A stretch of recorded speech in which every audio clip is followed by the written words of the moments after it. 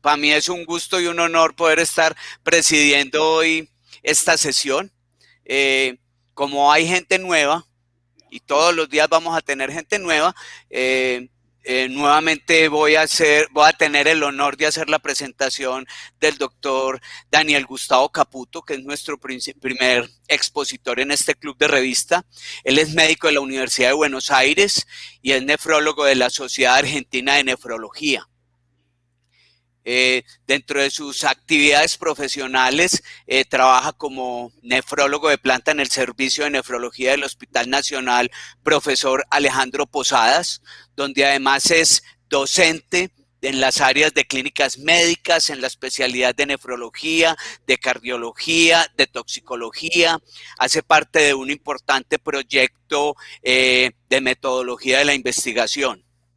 El doctor Daniel Caputo, fuera de sus actividades profesionales, tiene más de 40 publicaciones en diferentes áreas, especialmente en temas de disnatremias, de trastornos hidroelectrolíticos, ácido básicos, temas de toxicología.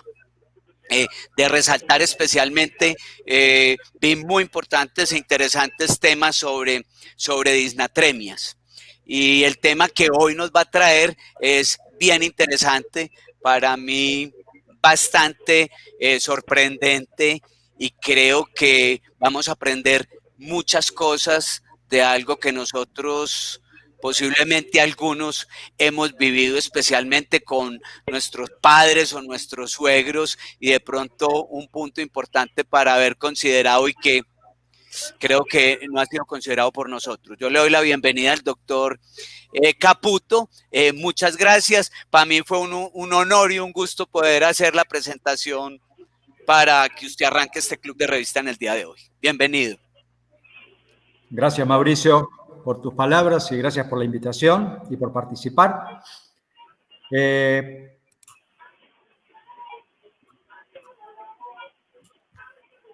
Vamos a ver si funciona.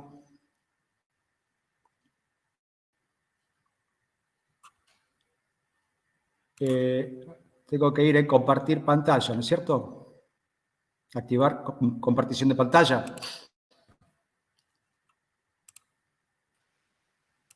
Doctor, sí. Activar compartición de pantalla y luego puedes coger ventana de la aplicación. Perfecto. Ahí se ve la presentación. Sí, señor. Bueno, muy bien. Buenas noches a todos, bienvenidos.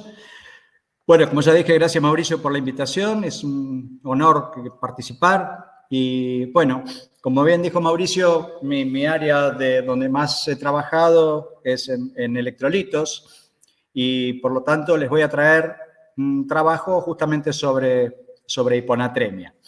Este es un trabajo que está publicado hace unos días, el 30 de junio del 2020, hace poquito tiempo. Y es un trabajo que está escrito principalmente por el doctor Ayús. El doctor Ayús es el autor que más ha escrito sobre disnatremias en los últimos años en el mundo. En citas de disnatremias, digamos, ocupa el primer lugar. Y junto con un grupo de investigadores y con gente del Hospital Italiano de Buenos Aires. Ahí es donde hacen este trabajito, digamos que, en honor a la verdad, es un trabajo que tiene importancia relativa, digamos, si viene a dar una vuelta de rosca más a una serie de trabajos que ya habían sido publicados, que ahora voy a hacer una pequeña síntesis y les voy a mostrar un poquito. Básicamente, el asunto sería así, el escenario en el cual nos encontramos. Sabemos que la hiponatremia crónica afecta a más del 10% de los pacientes mayores de 65 años que están en sus casas y más del 20% de los mayores de 60 años cuando están en geriátricos, en hogares. Ha sido demostrado el efecto de la hiponatremia sobre la reabsorción ósea y la generación de osteopenia como un factor independiente de generación de osteopenia en un mecanismo que es particular de la hiponatremia. Solamente la hiponatremia es capaz de generar este tipo de mecanismo de osteopenia, ¿sí? Es distinto de los otros mecanismos de osteopenia relacionados con falta de estrógenos, o forectomía, o déficit de vitamina D. Esto es un mecanismo independiente y particular, y que no depende de la hormona antidiurética, sino que depende estrictamente de la hiponatremia. Por otro lado, se ha demostrado el efecto sobre el sistema nervioso periférico de la hiponatremia y el efecto que tiene esto sobre las caídas que genera en la gente, especialmente en pacientes añosos. Y claro, cuando uno combina esto de la reabsorción ósea aumentada, de la osteopenia, y que la gente tiene facilidad para caerse porque tiene un problema en la transmisión nerviosa periférica, era de esperarse, apareció gente que descubrió que la hiponatremia crónica, aunque sea una hiponatremia crónica leve, estamos hablando de valores por debajo de 135, pero a veces hay gente que anda con 133, 132 de sodio, funciona como un factor de riesgo independiente para fracturarse la cadera en pacientes añosos. Como les decía antes, estos son algunos de los trabajos. Este es el primer trabajo que aparece en American Journal 2006 del doctor Decaux, un investigador belga, sobre la hiponatremia crónica leve asociada con caídas y déficit de la atención. Después aparecen estudios. Este es un trabajo del endocrinólogo Joseph Berbari, que también es un investigador que ha escrito mucho sobre hiponatremia, donde muestra que en pocos días ratas inducidas a hiponatremia, generando hiponatremia, en poquito tiempo sacrifica las ratas y muestra una muy significativa osteopenia en estos animalitos. Acá aparece el doctor Ayús, junto con Moritz, y el doctor Negri, que es un nefrólogo argentino también de amplia experiencia en metabolismo de calcio y fósforo. Nephrology Dialysis Transplantation 2012, donde ya se hace la pregunta, ¿es la hiponatremia un factor de riesgo para fractura de cadera? Acá aparece un trabajo europeo, el estudio de Rotterdam, donde encuentran esta asociación entre fractura de cadera y hiponatremia leve, el doctor Horn.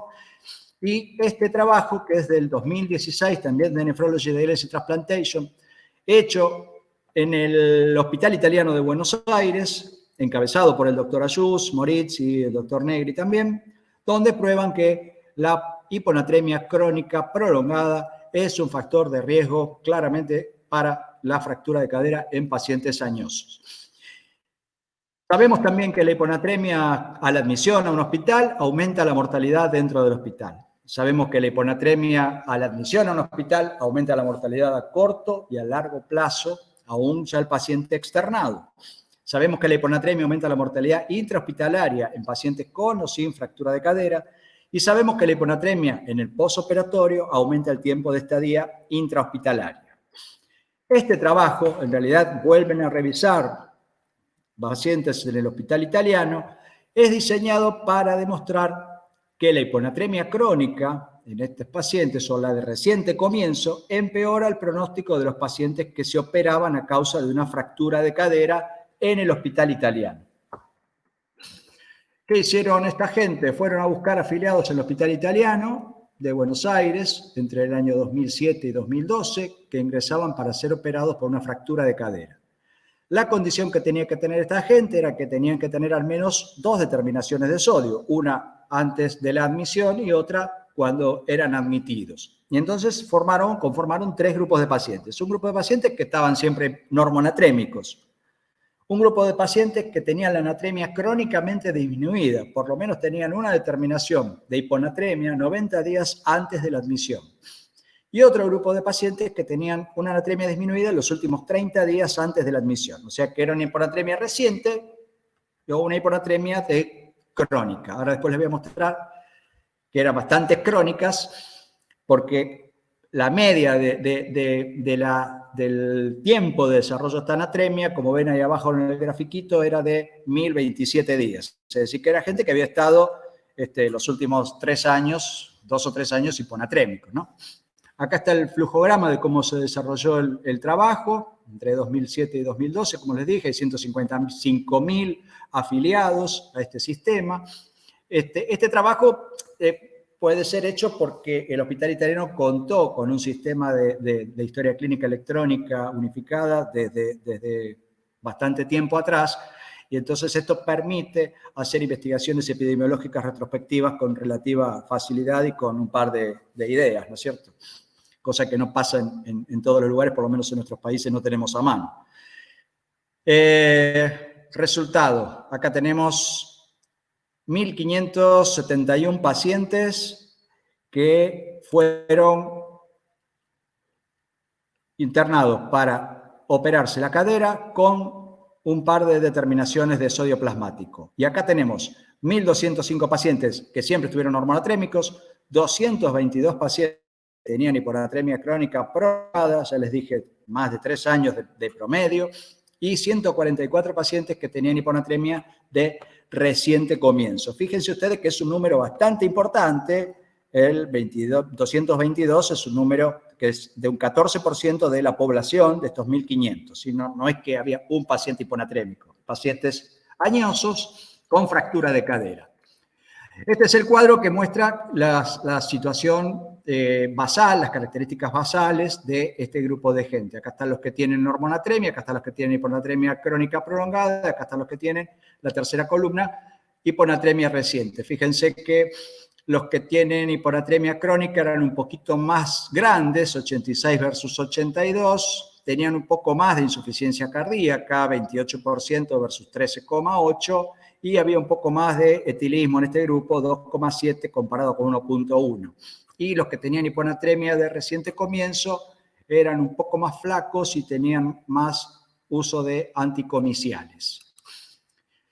Y esto es lo que encontraron cuando se fijaron a ver qué es lo que pasaba con esta gente cuando evaluaron la mortalidad intrahospitalaria, la cantidad de complicaciones en el posoperatorio, entre ellas sepsis, eventos venosos tromboembólicos, infarto agudo de miocardio, arritmias, stroke o insuficiencia cardíaca. Cuando se compara el grupo hormonatremia con el grupo con hiponatremia crónica, la mortalidad intrahospitalaria es 1,37, el odds ratio con 0,92 y 1,93 como intervalo de confianza. No es significativo para el grupo que tienen reciente hiponatremia, que es 1,29, esto no da significativo, pero sí para el grupo que tiene hiponatremia reciente es significativo este número de sepsis e infecciones asociadas a la cirugía de 1,84, el odds ratio con el intervalo de confianza entre 1,01 y 3,35. Es decir, que la gente que entró a operarse hiponatrémica con hiponatremia reciente tenía significativamente más riesgo de infectarse durante la internación en el hospital. Y esto es lo que pasa con los pacientes cuando los siguen a largo plazo. Esto es lo que les mostré antes, era mortalidad intrahospitalaria, ese 1,30 de un 30% aumentado el riesgo de morir adentro del hospital. Pero esta gente la siguieron durante un periodo de 1.500 días, es decir, que son casi acá 5 años de seguimiento. Y fíjense ustedes en la línea azul, que son los hormonatrémicos, y los de la línea verde, que son los que tienen hiponatremia aguda, a lo largo de 5 años no tienen demasiada diferencia, pero esta gente en la línea roja, que es la gente que tenía hiponatremia crónica antes de operarse, a los 5 años tiene un incremento de la mortalidad, un riesgo de 1,53, un 53% más de riesgo de morir por cualquier causa en los siguientes 5 años, con un intervalo de confianza entre 1,12 y 2,09. Conclusiones de esto. El grupo de pacientes con hiponatremia de reciente comienzo tiene mucha más chance de infecciones que el otro, 1,8 el odds ratio. El grupo de pacientes con hiponatremia crónica incrementa las chances de morir a largo plazo por cualquier causa. Conclusión, la hiponatremia, aunque sea leve, tiene una implicancia pronóstica y debemos prestarle atención a esto. ¿Qué es lo que queda por demostrar? Que incluso está escrito, digamos, en el trabajo. Bueno, esta gente llega con hiponatremia. Esta hiponatremia, evidentemente, nadie la ha jerarquizado demasiado, ni nadie ha puesto demasiado énfasis en el tratamiento de la misma. ¿Qué es lo que queda demostrar? Que si estos pacientes cuando llegan yo les corrijo la anatremia o 2 meses antes me ocupo de corregir la anatremia y los opero, cambiará el outcome de estos pacientes a largo plazo. Eso no está demostrado, no sabemos si es así. No sabemos si la hiponatremia es el factor de riesgo o la hiponatremia es un marcador de algunas enfermedades, como vimos que insuficiencia cardíaca podría ser una de las condiciones con las cuales después esta gente a largo plazo se muere. Me parece que el tema de la infección e hiponatremia, sí, me parece que ahí hay un link y que hiponatremia de reciente comienzo hay alguna relación con sepsis y eso hay trabajos y cosas que han demostrado cierto deterioro en la respuesta inmunológica en pacientes hiponatrémicos y que a lo mejor eso sí, corrigiéndolo, podemos bajar el riesgo de infección. Así que bueno, muchas gracias por su atención y espero comentarios y consultas.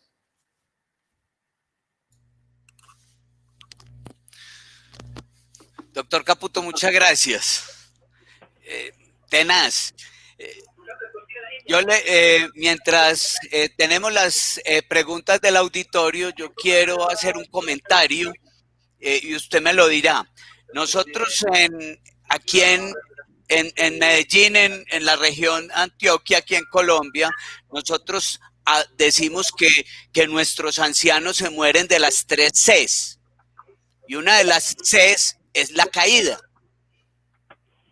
Y muchas veces la caída no, como dicen, no se fracturan la cadera porque se caen, sino que se cayeron porque se fracturaron la cadera. Pero yo espero que mis colegas, todos los que estén aquí, digan, yo sí lo hago porque realmente nosotros hoy no tenemos como rutina en el seguimiento los niveles de sodio en los pacientes. En los estudios preanestésicos de nuestros pacientes ancianos, porque pues estamos hablando de fractura de cadera, pero cualquier riesgo de un paciente anciano en cirugía, ¿quién dice que estas hiponatremias crónicas no pueden estar influyendo en eso? Y nosotros no puedo generalizar, pero cuando pido los prequirúrgicos de mis pacientes o que los voy a mandar, o cuando veo los prequirúrgicos que solicitan los anestesiólogos, jamás están los electrolitos. No, seguro que no, y además te digo más, Mauricio, si vos hagamos una encuesta, digo, médico internista, que ve una rutina de un paciente de un abuelo, digamos, y le ve 134 de sodio, lo más probable es que lo pase por alto y no se ocupe de eso, ¿sí? Se va a ocupar seguramente de los niveles de HDL y se va a ocupar del PSA, pero seguro que no se va a ocupar de 134 de sodio.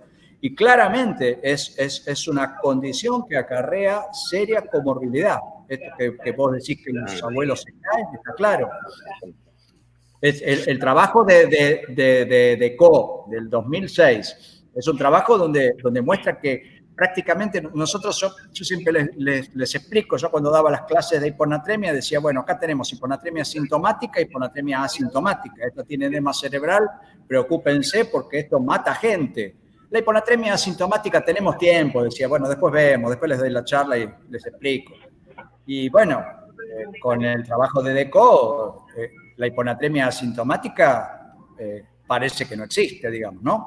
Y esta gente está medido, después está estudiado, porque ese fue el primer trabajo donde mostraban que la gente se caía. Hicieron unos test de marcha y mostraban, y los compararon contra unos voluntarios que tenían 0.6 gramos por litro de alcohol en sangre. Y esta gente con hiponatremia caminaba peor que esta gente alcoholizada. Hacía más curvas y se tambaleaban más que la gente alcoholizada. Y cuando se corregía la anatremia, esta gente mejoraba la marcha. Y eso después fue estudiado y tiene que ver con la conducción nerviosa periférica y especialmente en pacientes añosos es donde está deteriorado esto. Es decir, que ahí está la importancia de esto. Esta gente se va a caer más en la calle, sin duda.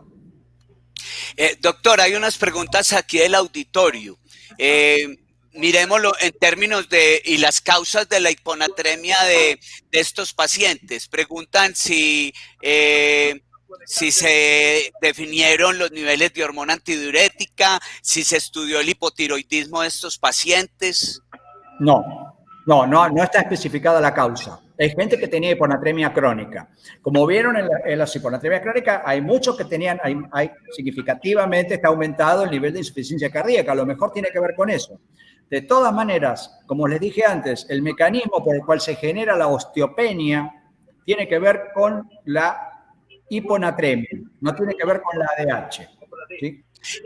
¿Y la causa de la hiponatremia? ¿Cómo? ¿Y la causa de la hiponatremia? No, con la hiponatremia solo. No, pero ¿qué es lo que les causa la hiponatremia? Lo que vos quieras. Ahí vos tenés de drogas, qué sé yo. Uno toma carbamazepina y tiene hiponatremia. El otro tiene un poco de insuficiencia cardíaca, tiene hiponatremia. El otro tiene un poco de patopatía crónica y tiene hiponatremia. El otro tiene antidepresivos, los inhibidores de la recaptación de la serotonina, el uso de diuréticos tiacídicos. En este grupo de pacientes, vos pensás que un paciente que toma, por ejemplo, un inhibidor de la recaptación de la serotonina porque estaba un poco deprimido el abuelo porque acaba de enviudar. Y ese abuelo toma una tiacida porque empezó con un poquito de hipertensión. Ese paciente tiene 13 veces el riesgo de desarrollar hiponatremia respecto a uno que no toma esos dos medicamentos. 13 veces el riesgo. Es decir, y vos esa gente la encontrás con 134 de sodio en consultorio y nada. Como dice el referí, siga. La otra pregunta de varios de los participantes es, ¿qué hace que los pacientes, los ancianos en los asilos tengan una mayor prevalencia o incidencia de estas hiponatremias? Yo entiendo que tiene que ver con que tienen un estado de salud más frágil, más comorbilidades y más polifarmacia. Y la otra, a lo práctico es, cuando uno lee la literatura, le hacen mucho énfasis al manejo de las hiponatremias sintomáticas en los pacientes con moderadas o severas, pero entonces, ¿qué hacer con estos pacientes? Estamos hablando de hiponatremia leve, ¿qué es lo que debemos hacer con estos pacientes? Bueno, ahí viene la otra etapa que es, hay que intentar corregir el sodio y hay que intentar, aunque sea, levantar ese sodio y que llegue a lo que podamos llegar. Claro, vamos a encontrarnos con insuficiencia cardíaca, vamos a encontrarnos con hepatopatía crónica, tenemos pocas herramientas. Pero bueno, a veces hay medicación que podemos cambiar. A veces hay, incluso aunque tengamos un SIAD, por supuesto si es un hipotiroidismo lo vamos a sustituir, por supuesto si es un hipocorticismo, un déficit aislado de cortisol, lo vamos a sustituir. Pero aunque yo tenga un SIAD, digamos, hoy tengo herramientas puedo empezar con restricción hídrica, puedo empezar con aumento del aporte de solutos, nosotros en nuestro país no tenemos disponible urea, pero por ejemplo en Europa y en Estados Unidos está disponible la urea como un soluto osmóticamente activo y con muy pocos efectos adversos y podemos corregir la anatremia. Entonces yo le trato la anatremia y lo subo de 133 a 137 y estoy disminuyendo una enorme cantidad de comorbilidades para este paciente. Okay. Doctor Hernán, usted que está en el escenario, ¿algún comentario con respecto a lo que viven ustedes en Chile? Que es un tema que lo tienen a la vista. Nosotros sí tenemos siempre el percance de que se toman los electrolitos, pero siempre las hipercalemias muchas veces nos suspenden los pabellones, los anestesiólogos. Ahora, mi pregunta va hacia en los pacientes con hiponatremia, perdón, se me enredó la lengua, hiposmolar, que no sea por causa de insuficiencia cardíaca, sea por otra causa, sea el daño hepático, por ejemplo, y lo tenemos en hemodiálisis. ¿Sí me escuchan, no? ¿Sí se me escucha? Sí, señor. ¿Estamos ok? Sí. Ya. Se me fue el audio, no los escucho bien. Entonces, los tenemos con sobrecarga de volumen. Y de pronto tenemos una hiponatremia leve de 131 a 132, doctor. Entonces, ¿cómo tampoco los podemos corregir en diálisis con perfiles de sodio mucho más altos? Porque sabemos que estos pacientes después de la diálisis van a salir más sedientos. Entonces, siempre vamos a tener un riesgo relativo de hiponatremia con fracturas de cadera. Me parece muy interesante, doctor, me pareció muy interesante. Acá, como le digo, tenemos los electrolitos y es causa de que nos suspendan pabellones la mayor parte de veces. Pero es una pregunta que le quería hacer. ¿Cómo corregirlos? Porque podemos usarles perfiles de sodio en la máquina, pero sobrecargados con otra con otra causa de hiponatremia hiposmolar como que el daño hepático, es difícil. Sí, sí, Hernán. Mira, ahí el punto es así, digamos. Teóricamente, cuando vos tenés un paciente en diálisis, ahí el mecanismo por el cual fabrica la hiponatremia, la hepatopatía crónica, que es, digamos, la vasodilatación esplénica, la hipoperfusión renal y el estímulo de hormona antidiurética y la retención de agua. Cuando vos tenés a un señor, vamos a ponerlo si querés, anéfrico, en ese caso, la hiponatremia por hepatopatía crónica ya no se genera por ese mecanismo. Hiponatremia en diálisis es un capítulo aparte porque es más complejo explicarlo y tiene incluso algunas implicancias también. Por ejemplo, hiponatremia en diálisis peritoneal, por ejemplo, está escrito esto que hablaba yo de la sepsis de estos pacientes, hiponatremia en DP, aumenta la cantidad de peritonitis. Es decir, que el link y digo, a veces la hiponatremia tiene que ver también con fenómenos inflamatorios.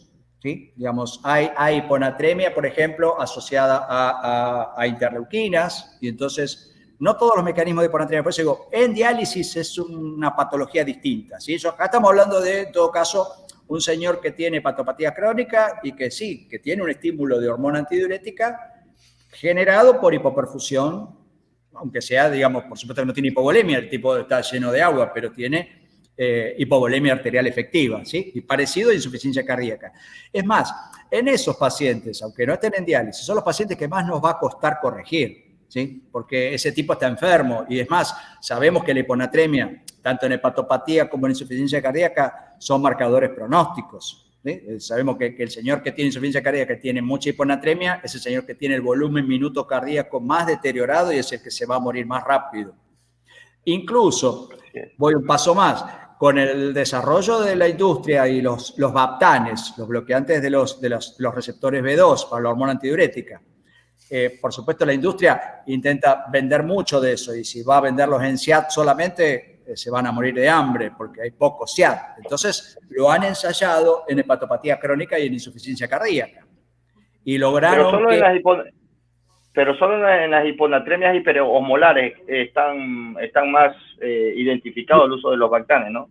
Claro, claro, por eso te digo que lo han ensayado en hepatopatía crónica y en insuficiencia cardíaca y han conseguido que se mueran en el mismo momento que se iban a morir, pero con sodios normales, ¿no? Es decir, no cambió la mortalidad en ese grupo de pacientes, porque la hiponatremia justamente conforma un marcador hemodinámico y te vas a morir más rápido cuanto más hiponatremia tengas. Sí. En ese grupo de pacientes por ahí son los únicos en los cuales no tenemos muchas herramientas para corregirlos, ¿tá?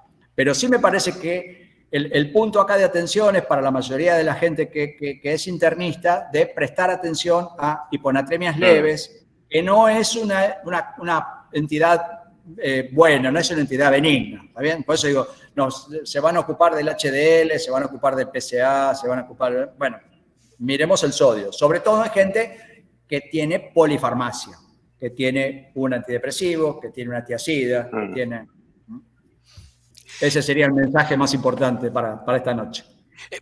Para reforzar eso de pronto que acaba de decir, doctor, alguien hacen un comentario aquí de una práctica que es muy usual en el manejo del anciano hipertenso, la restricción de sal, el uso de diurético, adicionalmente de su antidepresivo. Sí, y además de eso, ¿sabe qué? Va el doctor y le dice que para cuidar los riñones tiene que tomar mucha agua. Libre, agua pura. Agua, claro, el famoso 8x8 de los americanos, ¿eh? 8 vasos de... Eso, bueno, ahí tenemos el combo perfecto, porque entonces tenemos un señor que tiene cierta incapacidad en sacarse el agua de encima porque le dimos drogas que interfieren con eso. Le dimos la tiazida, interfiere con la reabsorción de solutos en el primer segmento de dilución en el enlace ascendente de Henle. Le dimos un antidepresivo que hace que tenga el sodio un poco más bajo y cierto, parecido a una especie de SIAD. Le dimos la dieta hiposódica y además de eso le dijimos que tome mucha agua porque así va a tener la piel un poco más tersa y entonces sonamos.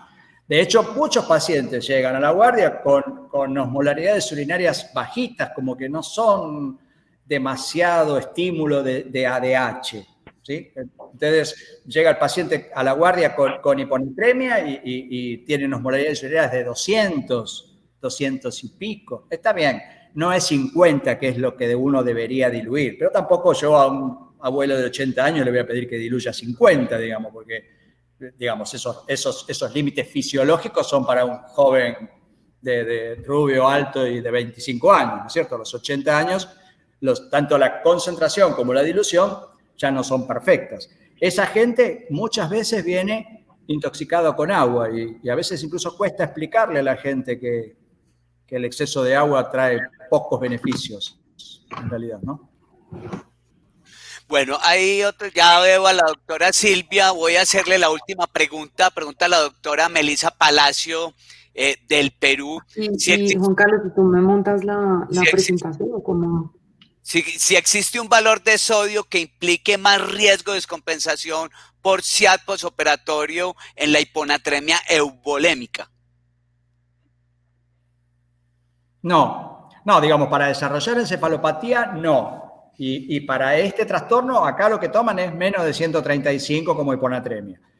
Para el desarrollo de encefalopatía es indistinto, porque ahí intervienen montones de conceptos en los cuales tiene que ver con la adaptación cerebral y la velocidad de instalación de la anatremia. Y tenemos un paciente, por ejemplo, con hepatopatía crónica que no desarrolla síntomas y tiene 115 de natremia, y el señor viene a control, a la consulta, y viene sin encefalopatía.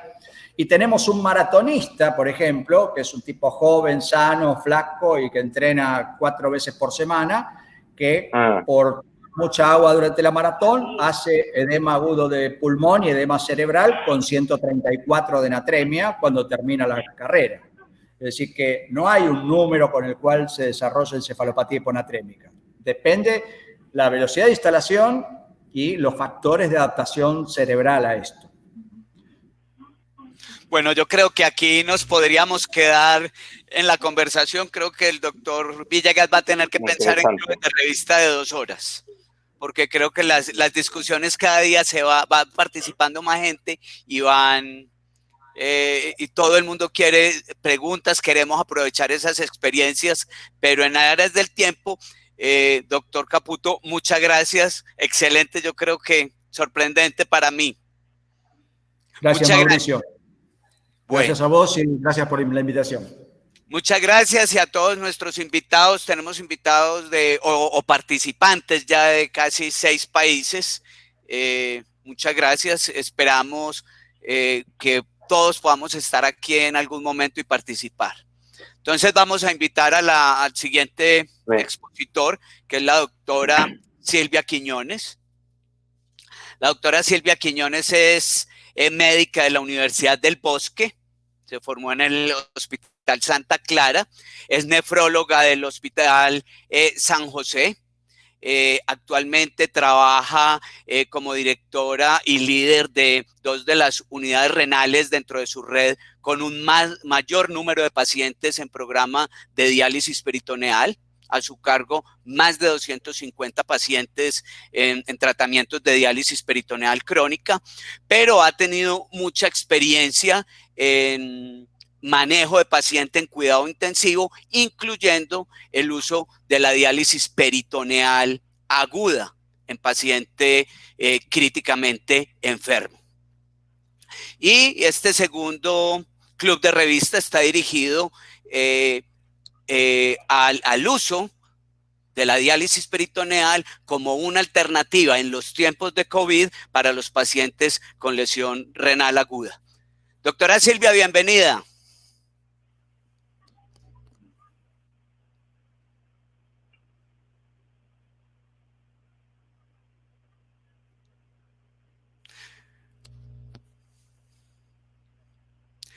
Doctora, tiene que quitar el mute.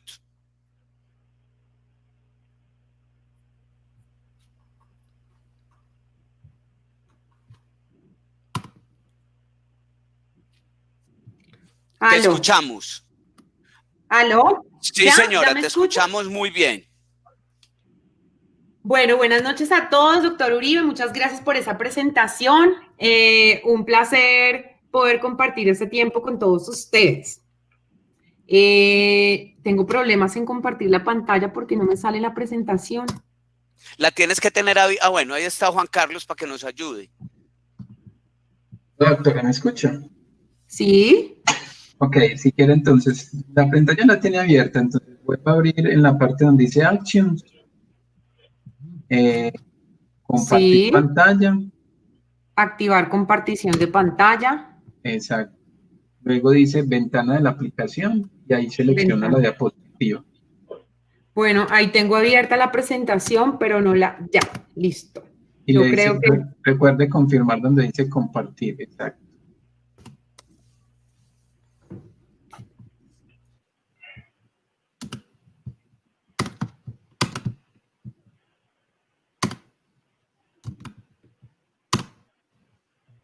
No deja, no está dejando compartir. Ahí sí, ahí sí. ¿Ya? Pero estamos viendo es toda su pantalla. Si quiere, seleccione la diapositiva. Si quiere, minimice esta y compártanos y abra la diapositiva. O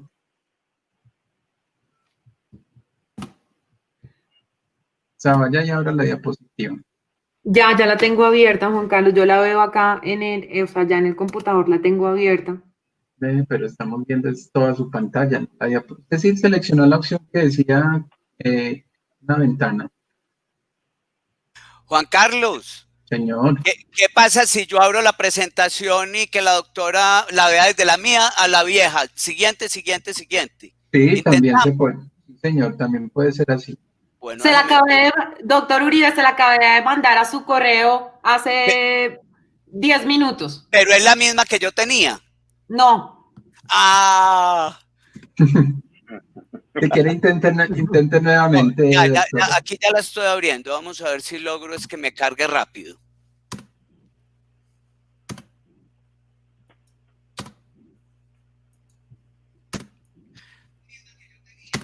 No, doc.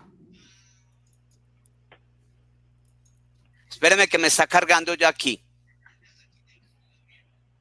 Doctor Hernán, doctor Daniel, los voy a bajar un momento del escenario para mirar a ver si es porque tenemos acá lleno el escenario listo. Ya volvemos. Llama. ¿Vale? Intente nuevamente, doctor, a ver si ahí ya le vuelve a permitir. Nuevamente en Action, activar compartición de pantalla, ventana de la aplicación. Yo ya la tengo aquí por si intentamos. Adelante, doctor, también, cualquiera de los dos.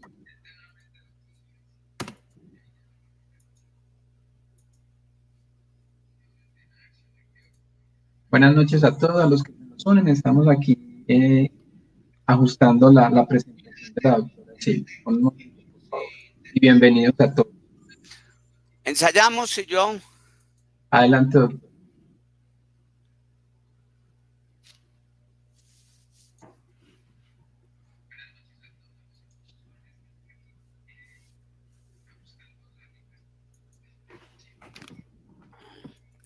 A ver qué pasó, porque no me deja. Ahí ya está. Pero no me está dejando. Sino que está compartiendo toda la pantalla. Claro, pero yo tengo aquí mi.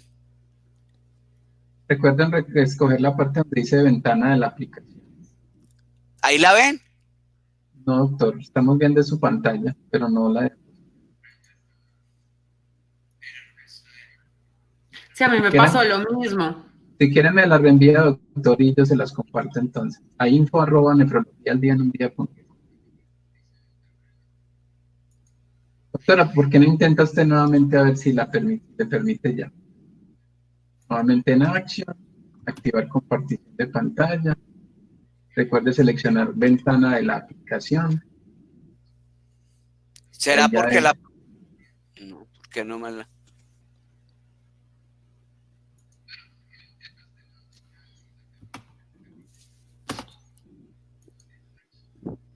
Uy. Ventana del app, sí.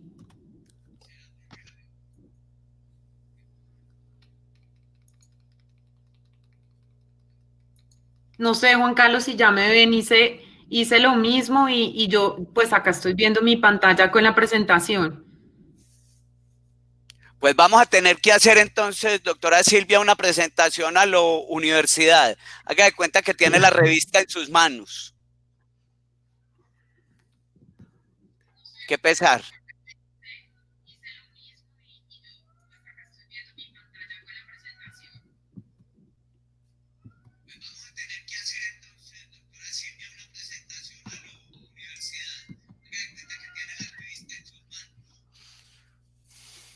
Bueno, pues voy a intentar por última vez, sí, qué pesar, doctor Uribe, porque realmente eh, eh,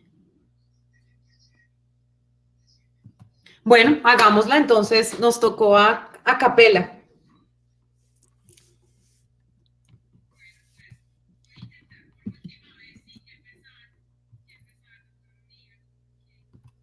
¿Se la mandaste a Juan Carlos? No, ya, pues voy a intentar y se la voy a enviar ya. Voy a intentar a ver yo si la...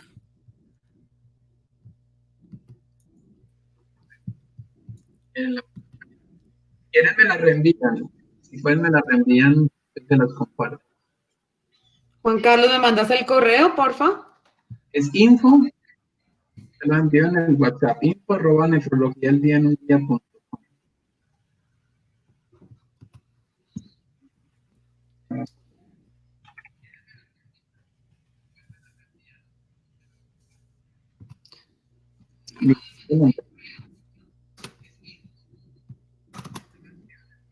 Info, sí, ya lo vi, sí.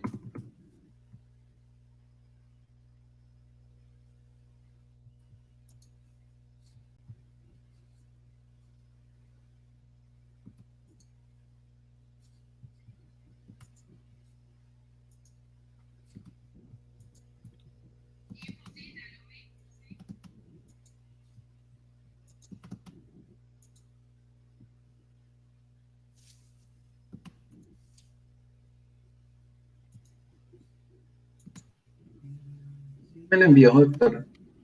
Bueno, por acá ya el doctor está compartiendo la pantalla.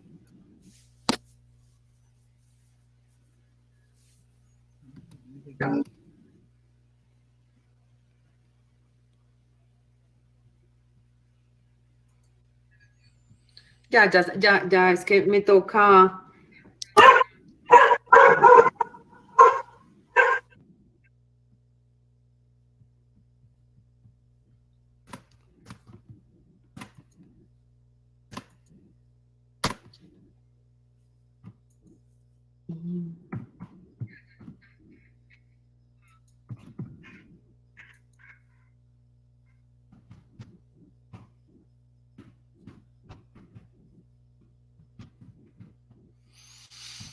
Ya lo mandé.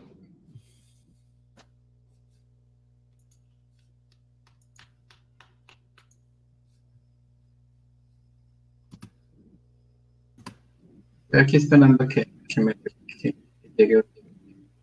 No lo recibo.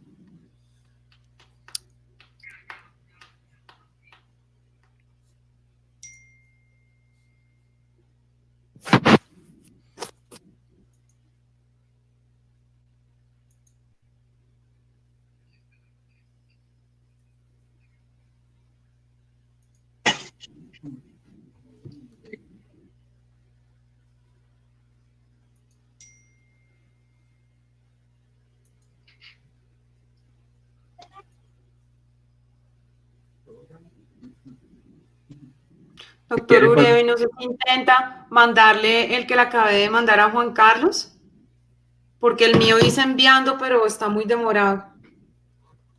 No creo que... Puedo, pero envíenmelo al de info. ¿Cómo es el correo? info@nefrologialdiaenundía.com.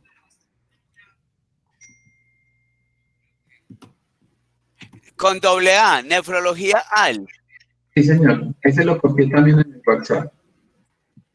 todos los que nos están escuchando, disculpas, ahí estamos aquí tratando de colocar la diapositiva de la doctora Silvia. Igual también los invitamos a que revisen la página nefrologiaenundía.com, que ahí están todas las memorias del simposio, ya la semana pasada, para que le den una mirada a las charlas y puedan también opinar sobre ellas. ¿Listo? Ya vamos a estar acá de comentarlo. Ya se fue.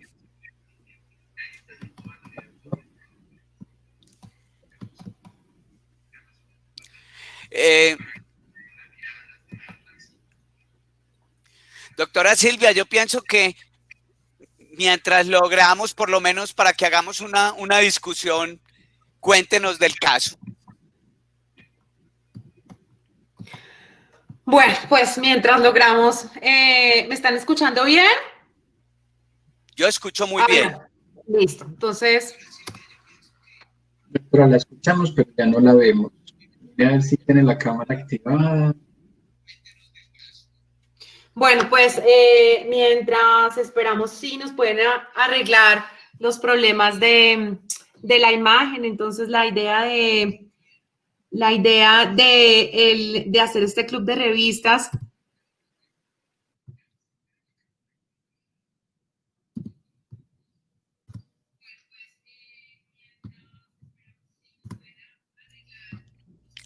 Doctora Silvia, no la estamos escuchando. Eso. ¿Ya me están escuchando? Ya te escuchamos. Listo. Entonces, como les decía, la idea de tener esta discusión o esta información, básicamente...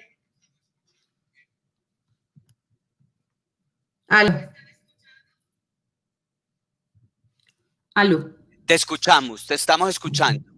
Bueno, entonces la idea de tener este espacio para poder discutir, más que discutir, es poder conocer cierta información que es bastante útil en el momento en el que estamos viviendo, no solamente nosotros, sino el mundo, y tener una herramienta más para el tratamiento de nuestros pacientes en la unidad de cuidado intensivo, con esta tragedia en la que estamos viviendo en este momento.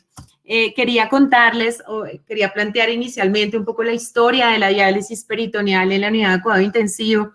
Es posible que muchos de nosotros pensemos que la diálisis peritoneal es una terapia nueva o una terapia que hasta ahora está surgiendo. Quiero contarles que el primer reporte de uso de diálisis peritoneal con diagnóstico de pacientes con diagnóstico de AKI en UCI se remonta en 1920, con resultados bastante dramáticos, 100% de mortalidad, todo esto secundario a soluciones no tan fisiológicas con efectos secundarios, con hipercloremias o sobrehidratación bastante trágicos. Esto hizo que el desarrollo y la investigación para poder crear soluciones más fisiológicas y tener mejores resultados en la unidad de cuidado intensivo surja, y 14 años después se presenta el primer reporte de pacientes en la UCI con lesión renal aguda que sobrevivieron a terapia peritoneal. Todo esto debido, como digo, al desarrollo de soluciones peritoneales, a soluciones con lactato y bicarbonato de sodio y mejoría de tonicidad con dextrosa o gelatinas. Desafortunadamente, a pesar de los buenos resultados, el uso fue muy bajo durante todos estos años. El 36% de los nefrólogos piensan que es una diálisis efectiva, pero solamente el 15% la usa.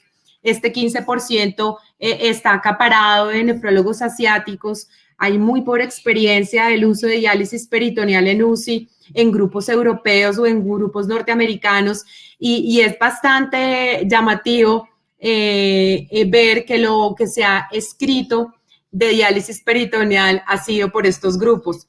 Y en 1990 tenemos todo el boom de terapias de reemplazo renales que terminan de matar el uso de diálisis peritoneal en UCI, pensando que es una terapia menos efectiva o menos segura en los pacientes. Nuestra zona latinoamericana se desarrolló de una forma diferente que la europea o la norteamericana, bajándole el uso y digamos que la creencia en esta terapia.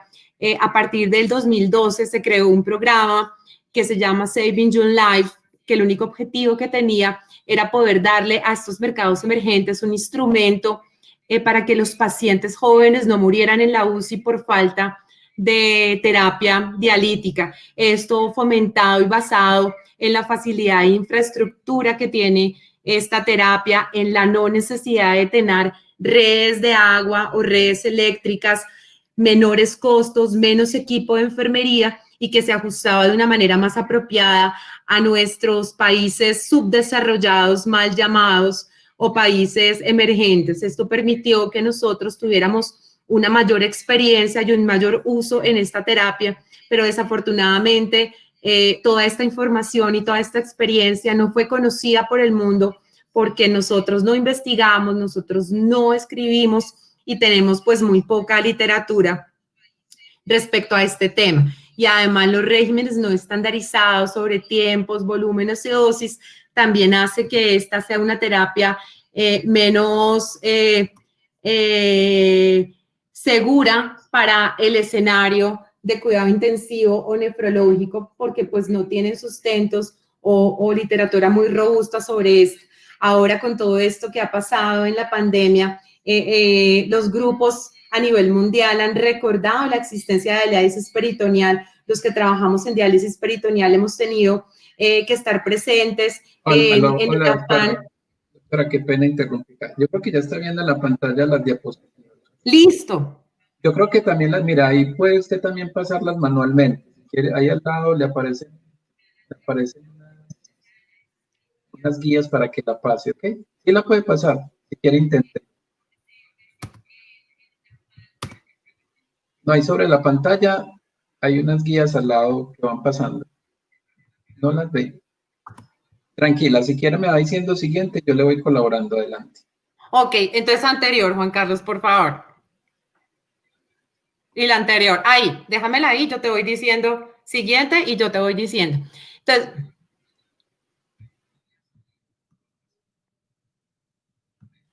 adelante, doctora, la estamos escuchando. bueno, listo, entonces como les decía, los que estamos trabajando permanentemente en diálisis peritoneal nos hemos visto enfrentados a ese afán de conocimiento y a ese afán. ¿Ya me están escuchando? ¿Aló? Sí, se escucha muy bien. Ah, ok, perfecto. Entonces, repito nuevamente, nos hemos visto en este afán por todos los grupos mundiales de volver a retomar la diálisis peritoneal, de entenderla, de practicarla y de recoger todas las experiencias y recomendaciones que todos los grupos mundiales han tenido. También un poco sarcástico lo puedo decir, el grupo que ha liderado este afán de estar en continuo conocimiento y de estar en recoger todo esto es el grupo norteamericano. El grupo de Nueva York es el que ha tenido la batuta en todos estos reunión de los grupos que han utilizado peritoneal, de los italianos, de los españoles, para poder tener un consenso y para poder tener una recomendación general del uso de esta terapia en las unidades de cuidado intensivo. Siguiente, Juan Carlos, por favor. Yo creo que no hay un momento más importante para la diálisis peritoneal en la unidad de cuidado intensivo. Es tan importante que en este momento se están creando las guías de la ICPD de uso de diálisis peritoneal aquí, específicamente en el tratamiento de pacientes con COVID. Yo creo que en poco tiempo, en pocas semanas ya tendremos públicas estas guías realizadas por los grupos de ingleses y norteamericanos en este momento. Siguiente, Juan Carlos. Muchos artículos encontramos. Yo creo que una de las fortunas que hemos tenido de esta pandemia es que tenemos gran información, publicaciones de reportes de casos, experiencias, resultados, protocolos que nos han alimentado y nos han ayudado a tener un poco más de confianza en esta terapia. Yo creo que nunca se había escrito tantas cosas de diálisis peritoneal en UCI como en los últimos 4 meses. Todos son reportes de casos, experiencias, observaciones, descripciones. Obviamente todavía no tenemos ningún estudio clínico con una robustez epidemiológica que seguramente todos quisiéramos, pero creo que estas experiencias son las que nos permiten poderla utilizar en este momento con unos resultados que realmente son muy satisfactorios. Siguiente, Juan Carlos, por favor. Hemos escogido con el doctor Uribe 3 artículos para poder concretar las recomendaciones y poderles contar los resultados de estos 3 grupos que a mi manera de ver son las 3 experiencias más importantes y más concretas de todo lo que se ha publicado y en primer lugar todo lo que la doctora Ponce nos ha enseñado en todos estos años. La doctora Ponce es una nefróloga brasilera que lleva muchísimos años trabajando en unidad de cuidado intensivo y creo que es la persona que más ha escrito de diálisis peritoneal en aquí con unos resultados de una experiencia realmente muy importante, seguimiento de pacientes más de 14 años y ya ahora nos escribe un artículo donde nos da muy concretamente las recomendaciones de uso de esta terapia. Siguiente, Juan Carlos, por favor. Yo creo que todo esto también ha sido obligado a las estadísticas que vemos diariamente en las diferentes unidades de cuidado intensivo del mundo, alcanzando hasta un 37% de uso de terapias de reemplazo renal en pacientes de AKI y COVID, nada lejano a lo que hemos visto anteriormente en cualquier otra patología. El 60% de mortalidad de estos pacientes obliga a que grupos de nefrólogos y grupos de intensivistas puedan elegir una terapia dialítica que cubra los mínimos objetivos o la mínima seguridad que una modalidad de diálisis puede tener. La primera, una mínima afectación de coagulación. Como sabemos, todos estos pacientes están en un estado procoagulante con mínimos requerimientos de anticoagulación, una terapia que sea más costo efectiva, una terapia que se pueda usar en pacientes hipercatabólicos y que me garantice una adecuada remoción de toxinas, que me garantice un buen balance de fluidos y claramente estabilidad hemodinámica. Históricamente hemos pensado que la única terapia que nos cubre estas mínimas condiciones son las terapias hemodialíticas y nos hemos olvidado que estas condiciones también las conseguimos con la diálisis peritoneal y además, sumado a la escasez de suministros de personal y de equipos, los equipos de las unidades de cuidado intensivo se han visto obligados a usar. Siguiente, Juan Carlos. Si vemos que la historia natural de la sepsis en COVID es igual a la sepsis de cualquier otra patología, pensamos en que todas las revisiones donde nos comparan la diálisis peritoneal con hemodiálisis diaria o hemodiálisis extendida o terapias de reemplazo renal continuo con unos resultados en punto primario de mortalidad bastante importantes, con una diferencia no significativa en punto primario de mortalidad, podemos pensar que la diálisis peritoneal es una terapia igualmente adecuada e igual de efectiva a estas terapias que pensamos que son las únicas indicadas en la unidad de cuidado intensivo. Siguiente, Juan Carlos. Las revisiones que en todos estos años los grupos que han manejado diálisis peritoneal nos han mostrado la misma conclusión, y es que la evidencia no sugiere que hay una diferencia significativa en mortalidad y que además si pensamos en puntos secundarios o en desenlaces secundarios como recuperación de función renal, como disminución de los vasopresores, días de ventilación mecánica, nos han mostrado que algunos son infinitamente menores comparado con terapias como hemodiálisis diaria, hemodiálisis extendida o terapias de reemplazo renal. Entonces tenemos que pensar en mortalidad y en desenlaces secundarios. Siguiente, Juan Carlos, por favor.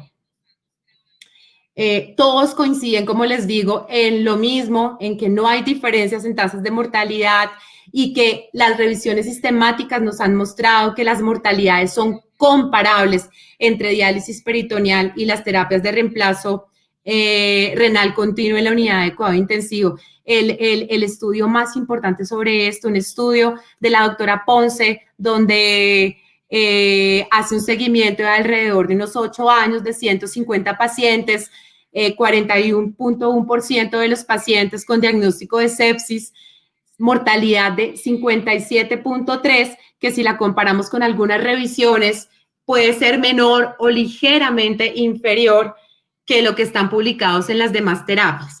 Siguiente, Juan Carlos. Entonces yo me pregunto, si tenemos toda esta evidencia anterior donde nos ha mostrado que son terapias homogéneas en resultados y que hay ciertas ventajas frente a las terapias que habitualmente usamos en la unidad de cuidado intensivo, ¿por qué no las utilizamos? Yo creo que hay 3 puntos que nos pueden dar la respuesta a esto. Y primero, el desconocimiento que se tiene de la terapia por parte, desafortunadamente, de nosotros los nefrólogos, el miedo que nos da montar terapias peritoneales en el escenario de unidad de cuidado intensivo y los problemas que podemos tener, y yo llamaría más que problemas, los mitos que se tienen frente a la diálisis peritoneal. Siguiente, Juan Carlos, por favor. El primer problema o el primer mito que se tiene en la diálisis peritoneal en UCI es que es una terapia que no es efectiva en objetivos de ultrafiltración o que puede ser menor en efectividad o en cumplir objetivos de ultrafiltración frente a la hemodiálisis. Quiero decirles que esto no es cierto y esto va de la mano de la forma como usted prescribe la diálisis, de la forma como usted juega con las concentraciones, con los ciclos, con los tiempos, para poder alcanzar el objetivo de ultrafiltración. Hay ciertos bemoles que podemos tener frente a la ultrafiltración. La primera es que en la gran mayoría de los casos no conocemos la capacidad de ultrafiltración de nuestra membrana y muchas veces la hipoperfusión y la lesión endotelial que los pacientes comúnmente presentan en la unidad de cuidado intensivo podría ser un factor que me compromete la capacidad de ultrafiltración de la membrana. La otra cosa es que siempre manejamos de una forma agresiva inicialmente la ultrafiltración para llegar a máxima ultrafiltración en estos pacientes. Realmente recibimos pacientes con balances hídricos altamente positivos, que tienen un estado de sobrehidratación que está comprometiendo capacidad pulmonar, capacidad abdominal, facilidad de ventilación y podemos tener pérdidas de agua libre muy grandes y disnatremias presentes en estos pacientes. Y el otro bemol que podemos tener es que hasta el final de la terapia sabemos exactamente la ultrafiltración total que estos pacientes tienen. Y esto, de cierta manera, podría ser algún problema para el equipo de la unidad de cuidado intensivo en temas de balances de líquidos y de medicaciones, pero quiero decirles que con la nueva tecnología y que con las máquinas que tenemos disponibles en este momento, eso ya no está pasando porque podemos ver por ciclaje cuánto exactamente están ultrafiltrando los pacientes y puede ser un beneficio mayor para el grupo de cuidado intensivo, ya que ellos pueden hacer su balance horario y el cuadre de todos los egresos e ingresos que ellos hacen. Entonces ya no es un problema. Siguiente, Juan Carlos, por favor. El compromiso pulmonar que muchas veces tenemos en los pacientes por una administración excesiva de fluidos hace que los intensivistas piensen que la diálisis peritoneal sea ineficiente en la eliminación de los fluidos y que el paciente pueda tener un empeoramiento de la función pulmonar. Mito que tampoco es cierto. En una diálisis habitual en una unidad de cuidado intensivo podemos conseguir hasta 2 litros de ultrafiltración en 24 horas. Vuelvo y repito, con un buen manejo en concentraciones de glucosa, en cicladora, en funcionalidad de catéter y algo que lo tengo subrayado y creo que es la clave y es en el manejo de los tiempos de permanencia y del ciclaje de la terapia. Y además hay una cosa que hay que tener en cuenta y es que la gran mayoría de estos pacientes están sobrehidratados, pero no están hipervolémicos. La necesidad de sacarle más de 2 o 2,5 litros en 24 horas a estos pacientes no es el general de los pacientes. Son pacientes que tienen tercer espacio muy grande, pero realmente intravascular no tienen un volumen y la gran mayoría pueden estar hasta hipovolémicos o euvolémicos, lo que no nos exige que tengamos grandes tasas de ultrafiltraciones diarias y más bien favorecer con esta terapia la represión vascular para que de esta manera el espacio intravascular se normalice y los intensivistas puedan disminuir vasopresores o manejar volúmenes de distribución para medicamentos. Siguiente. Respecto a mecánica ventilatoria, como les decía, no hay tampoco resultados negativos. De hecho, los 2 estudios más importantes sobre mecánica respiratoria y diálisis peritoneal en UCI nos han demostrado que mejora la oxigenación, mejora los parámetros ventilatorios y que no hay diferencias significativas entre los resultados de diálisis peritoneal comparado con hemodiálisis diaria o hemodiálisis extendida o terapias continuas. Hay 2 recomendaciones muy importantes y es que el inicio de diálisis peritoneal en la unidad de cuidado intensivo tiene que ser aún más temprano de lo que usualmente hacemos con hemodiálisis o terapias continuas y no es una terapia recomendada en pacientes que ya están en fase avanzada de SRA. Siguiente, Juan Carlos. En tema de presión intraabdominal, que también ha sido pues una pregunta o una duda que se ha tenido históricamente, si la diálisis peritoneal interviene en la mecánica ventilatoria, tampoco es algo que se haya evidenciado en todos los grupos de manejo.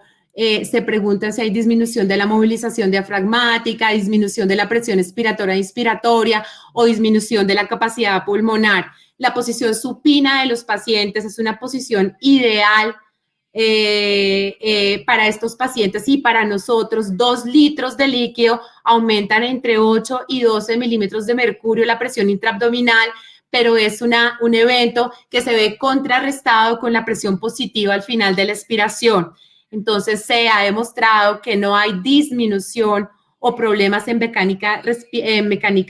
en ventilación mecánica o en mecánica respiratoria, pero sí hay que nombrar que no hay unos estudios realmente muy robustos que nos muestren una interacción entre la mecánica respiratoria, la presión intraabdominal y pacientes en AQI, básicamente porque tenemos factores de confusión, son pacientes que están en estados de sedación, pacientes urémicos que también comprometen mecánica respiratoria por uremia, o pacientes que tienen reclutamiento alveolar con PIF mayor de 10 centímetros de agua, que puede ser la causa de la dificultad de ventilación, más no los volúmenes intraperitoneales. Siguiente, por favor, Juan Carlos.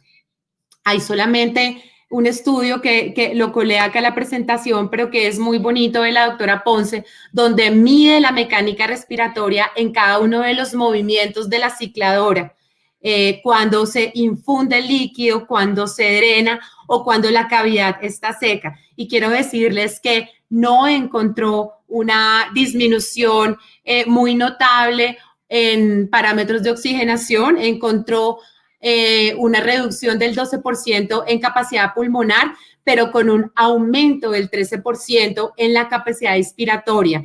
Y con la salvedad que este estudio lo hizo con diálisis de alto volumen, donde utilizó entre 36 a 44 litros por diálisis de este paciente con un volumen aproximado de 2 litros por ciclo. Siguiente, Juan Carlos. Dosis de diálisis, pues es un tema en lo que no podemos quedar muchos días discutiéndolo. No hay una dosis de diálisis estándar que usted tenga que tener en la unidad de cuidado intensivo. De hecho, el KTB o objetivos de KTB no se manejan en unidad de cuidado intensivo para diálisis peritoneal.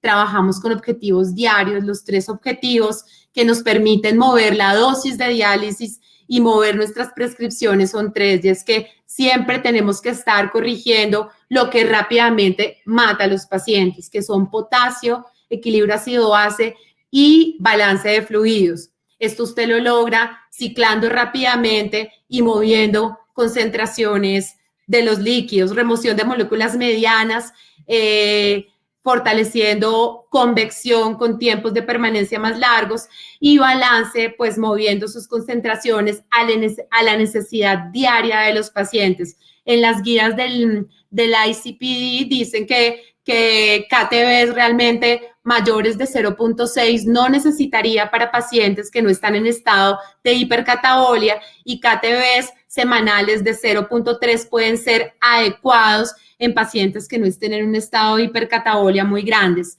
Y podemos comparar que consiguiendo KTVs de 3.5 son comparables como si usted le diera al paciente diálisis diaria, y utilizando aproximadamente 25 litros, son equivalentes a utilizar dosis en hemodiafiltración de 23 mililitros por kilogramo hora con la misma respuesta. Siguiente, Juan Carlos. Colocación de catéteres, igual que en una hemodiálisis, la funcionalidad del catéter es un factor indispensable. Usted, si tiene un catéter que funciona mal, no va a tener un buen resultado ni en hemodiálisis ni en diálisis peritoneal.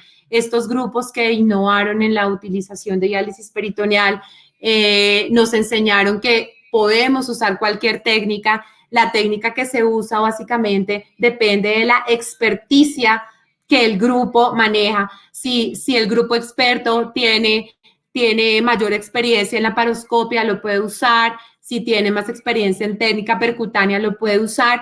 Y si lo tiene en mini laparotomía, lo puede usar. Las 3 técnicas están descritas y los resultados son muy similares. En cualquiera de las 3 técnicas, complicaciones mecánicas realmente muy bajas y muy fácil de manejar, del 2 al 7%, con unos muy buenos resultados con manejo de laxantes y tránsito intestinal, menos del 1% con nuevamente reintervenciones, fugas, que es otro tema que yo creo que produce mucho miedo en todos los grupos. Quiero decirles que son absolutamente bajas. Las descripciones de todos estos reportes históricamente han sido menores del 1%, y quiero hacer la salvedad con diálisis de alto volumen, diálisis con volúmenes de infusión mínimos de 2 litros. Siguiente, Juan Carlos, por favor.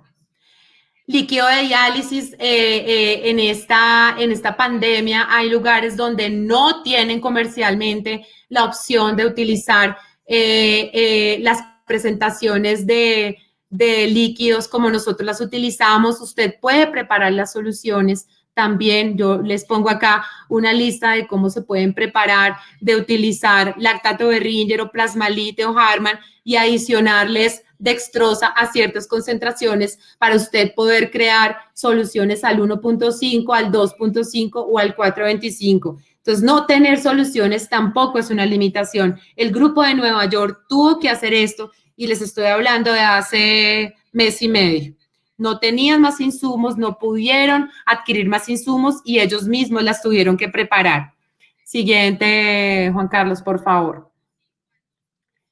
Dosis de antibióticos, no lo conocemos, todo está extrapolado a lo que se ha descrito en terapias de reemplazo renal continuo, pero con una ventaja enorme, y es que no necesitamos heparina de forma obligatoria. Algunos grupos profilácticamente incluyen en sus volúmenes de diálisis dosis de heparina, pero con la ventaja que no es una molécula que pasa por la membrana peritoneal y no está contraindicada en pacientes con coagulopatía.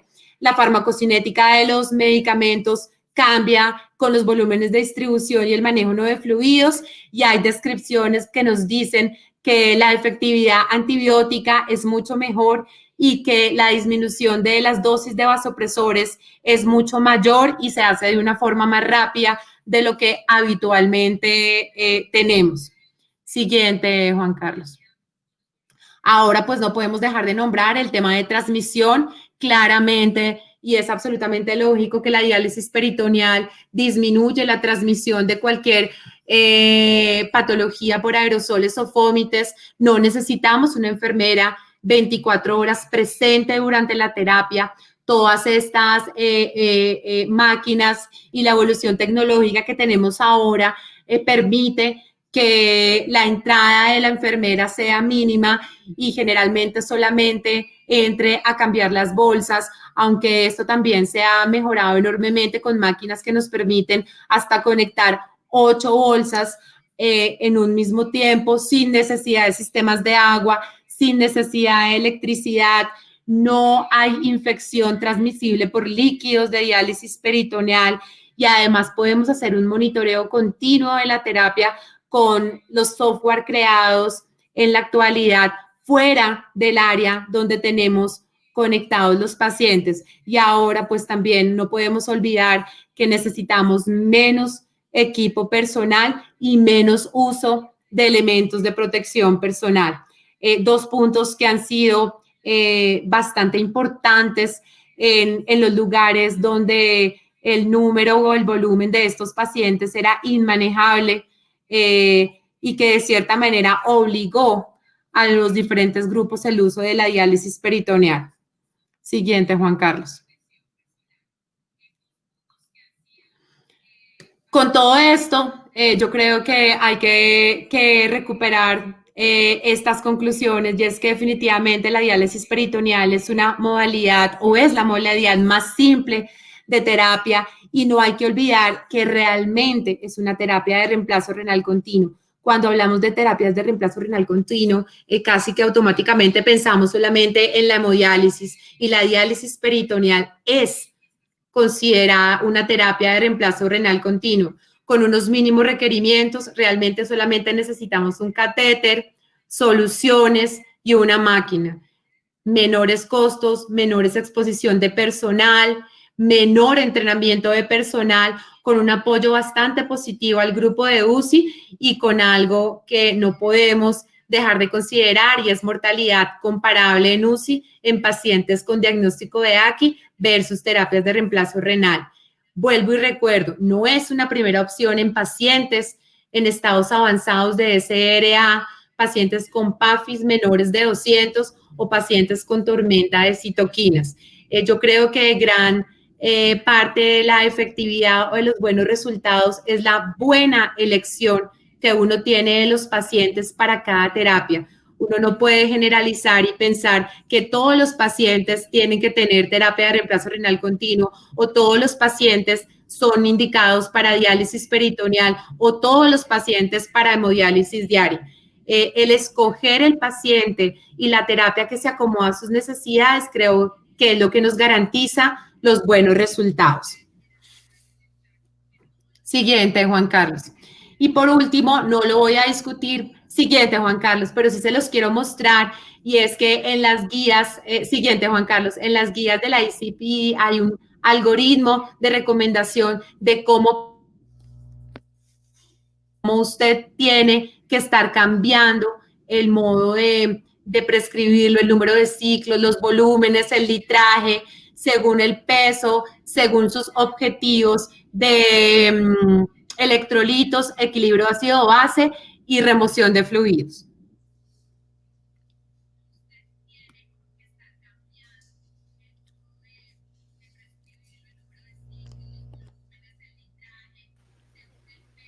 Gracias, doctor. Adelante, doctor Mauricio, con Bueno, las preguntas que doctora, tenemos. muchas gracias. Yo creo que fue una revisión de esos 3 artículos resumiendo la diálisis peritoneal como una alternativa en estos tiempos.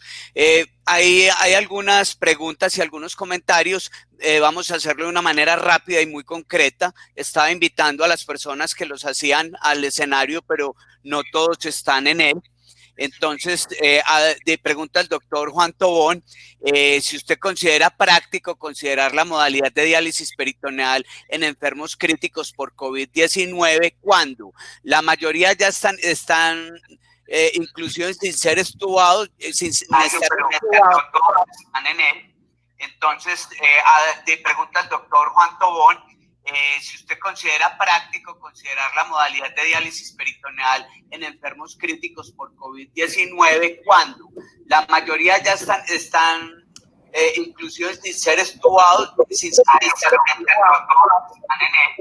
entonces, pregunta el doctor Juan Tobón, si usted considera práctico... No sé por qué está como retomando en enfermos críticos por COVID-19 cuando la mayoría ya están inclusive sin ser estudiados, sin ser entonces, pregunta el doctor Juan Tobón. No sé qué está pasando ahí. Juan Carlos, podemos interrumpir eso porque no se quedó como la pregunta dando vueltas. Más bien. No sé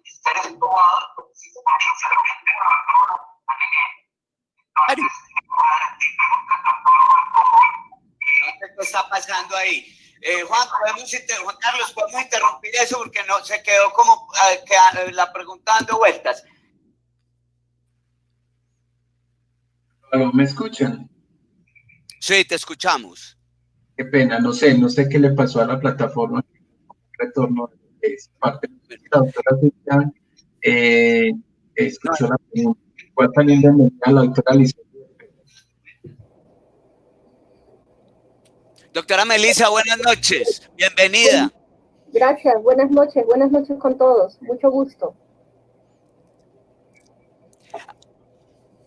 Sí, quería solo hacer un comentario, felicitar a la doctora, una revisión bastante precisa, en la cual nos invita a que pensemos en la diálisis peritoneal no solamente en casos de pacientes crónicos, sino también en pacientes agudos.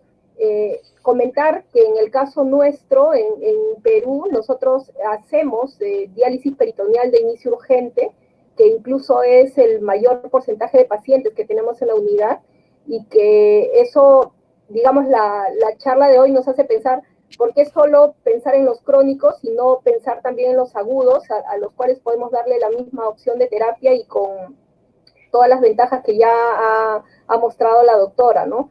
Es solo eso, decir que es una terapia bastante sencilla si nosotros pensamos y perdemos esos miedos que pueden tener de iniciar la terapia desde el punto de vista de insertar el catéter y todo lo que ya se ha mostrado, ¿no? Era ese el comentario que quería hacer, doctor Uribe. Muchas gracias. Doctora Silvia, ¿usted alcanza a leer las preguntas para que mire la del doctor Tobón? No, doctor Uribe. Bueno, lo que pasa es que él pregunta si es práctico considerar diálisis peritoneal en pacientes críticos con...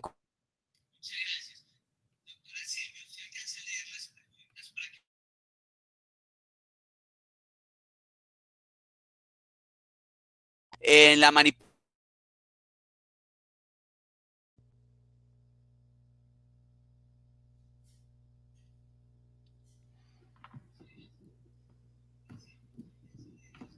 ¿Me escuchó, doctora? Ya se está oyendo otra vez, se está devolviendo otra vez todo, Juan Carlos. Del lado derecho usted puede ver las preguntas.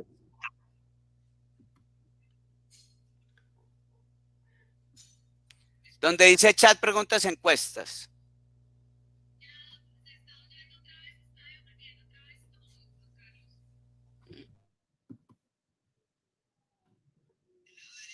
Ya.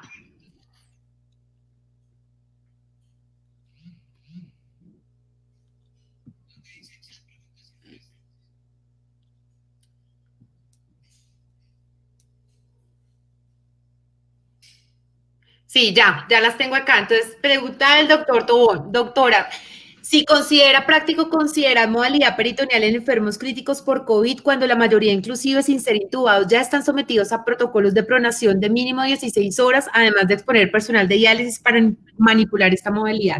Bueno, en temas de pronación, hay pocos reportes de casos. De hecho, sí vemos en todos estos escritos el uso de diálisis peritoneal en pronación.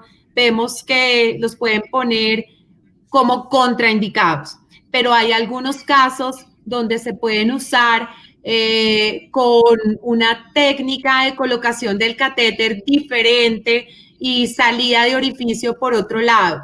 Pero quiero decir que la diálisis en este tipo de pacientes es bastante difícil y cuando los pacientes ya están en pronación, el SRA en fase avanzada ya está presente y en todos estos casos no ha mostrado buenos resultados y con una mortalidad del 100%. Entonces, las nuevas guías y las nuevas recomendaciones es no usarla en pacientes en pronación.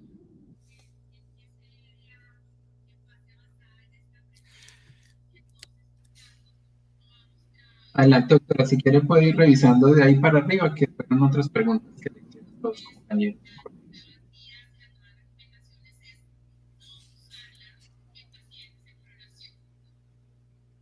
Doctora, sí, escucha.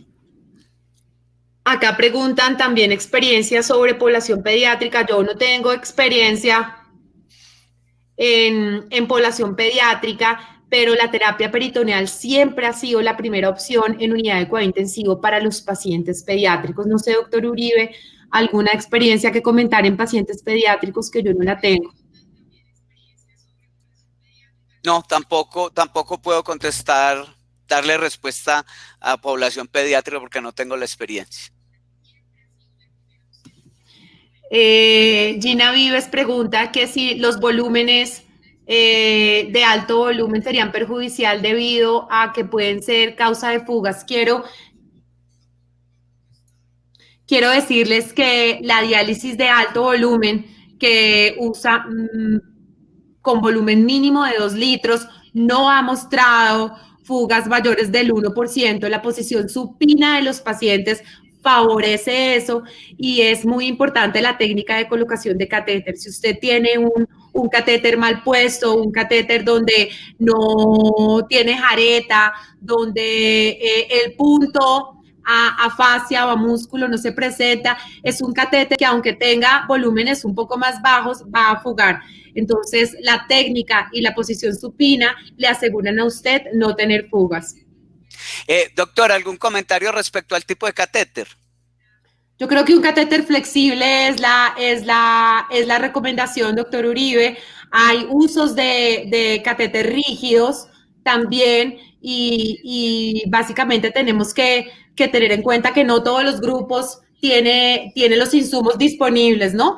Pero la recomendación de catéter flexible es la que debemos tener presente.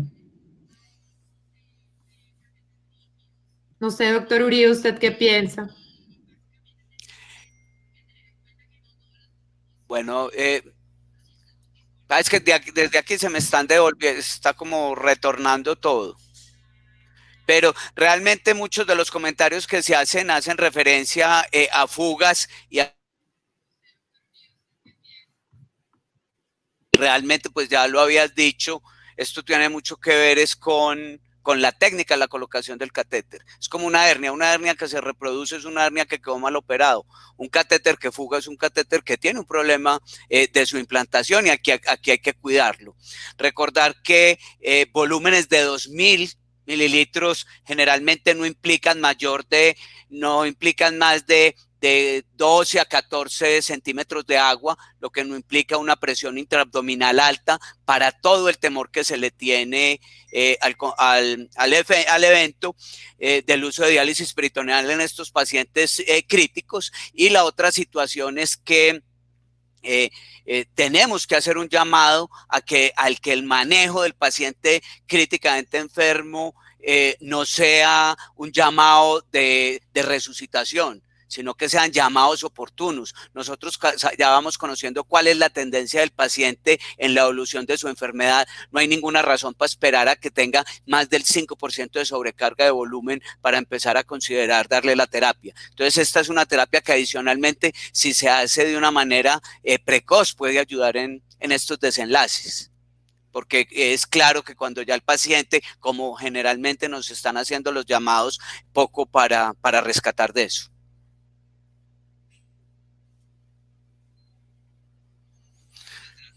Bueno, yo creo que pues de esto nos podríamos quedar hablando mucho. Tratamos de hacer invitación a algunas personas al escenario, pero no estaban en línea. De modo que yo creo que en aras de ya del tiempo, damos las gracias a la doctora Silvia por la revisión de estos 3 artículos recientes con respecto a la diálisis peritoneal en COVID. Muchas gracias a todos los participantes, por el solo hecho de estar aquí y acompañarnos. Creo que vamos fortaleciendo esta actividad.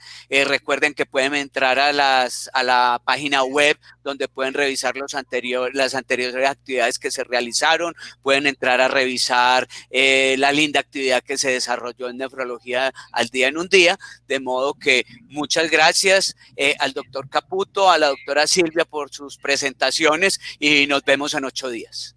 Muchas gracias. Muchas gracias. Gracias, doctor. Los interrumpo a todos para comentarles que precisamente para darle un poco más de dinamismo al club, vamos a cambiar de plataforma a partir del próximo miércoles. Vamos a estar trabajando con la plataforma de Zoom. Entonces, también para que todas las personas vayan preparando su cámara, conocerlos a todos, para que veamos en vivo. Entonces, las personas que ya estuvieron inscritas en el correo, que son alrededor de unas 250 personas, a vuelta de correo les estaremos enviando entonces el ID de la reunión de Zoom y la clave pues, para que puedan ingresar el próximo miércoles, para que sepan todos pues, los que en el momento están presentes y cuál es a vuelta de correo les estaremos informando la nueva conexión. Listo. Y buenas noches a todos.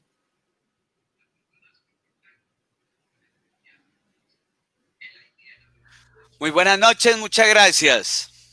Nos vemos en 8 días.